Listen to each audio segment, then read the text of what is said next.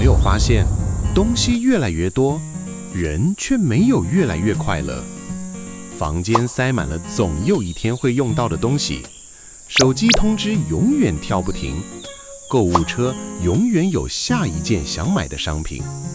但奇怪的是，真正让人松一口气的瞬间，反而是丢东西的时候。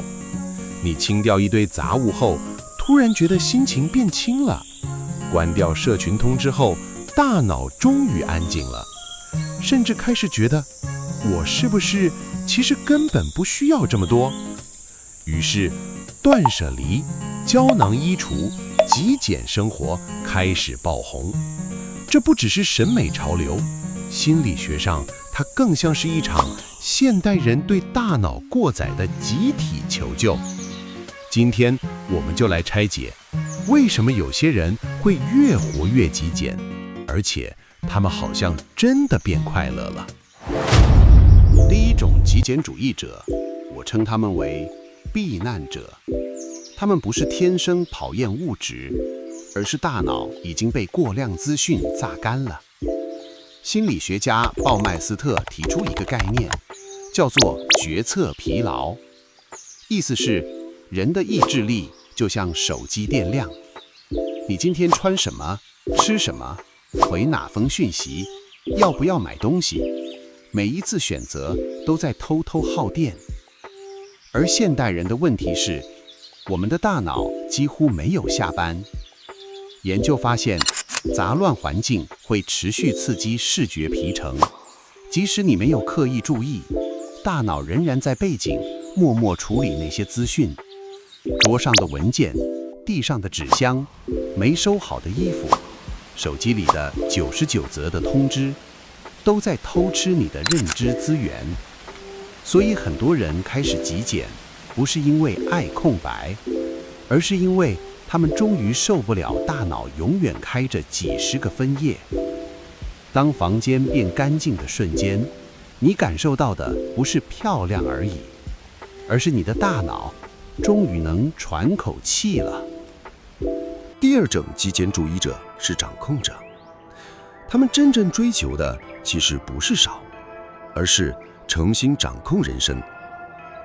这里有个很重要的心理学理论，叫做自我决定理论。心理学家 DC 和 Ryan 认为，人类的幸福感来自3种核心需求：第一，自主性；第二，胜任感；第三，关系需求。简单说就是，你要感觉自己的人生是自己选的。但问题是，现代消费社会很容易让人失去这种感觉。演算法告诉你该买什么，社群媒体告诉你什么叫理想生活。你以为自己在选择，其实很多欲望根本不是你的。所以，极简主义者做的事，其实非常像在夺回主控权。我真的需要这个吗？还是我只是害怕错过？每一次有意识的咀嚼消费，都在强化自主性。每一次把生活整理干净，都会产生一种我能掌控生活的胜任感。研究也发现，自愿选择简约生活的人，通常拥有更高的生活满意度，因为他们不再被物品推着跑，而是开始主动决定什么值得留下。第三种极简主义者是追寻者，他们慢慢发现物质能带来快乐，但那种快乐非常短暂。新手机的新鲜感会消失，新衣服会变普通，买东西带来的兴奋往往几天后就没了。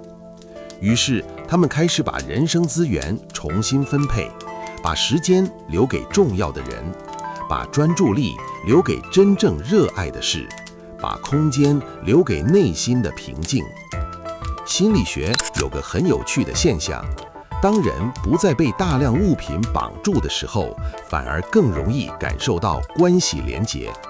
因为幸福感真正强烈的来源，从来不是拥有更多，而是你有没有真正活在重要的事物里。这也是为什么很多极简主义者最后改变的不只是房间，而是整个人生排序。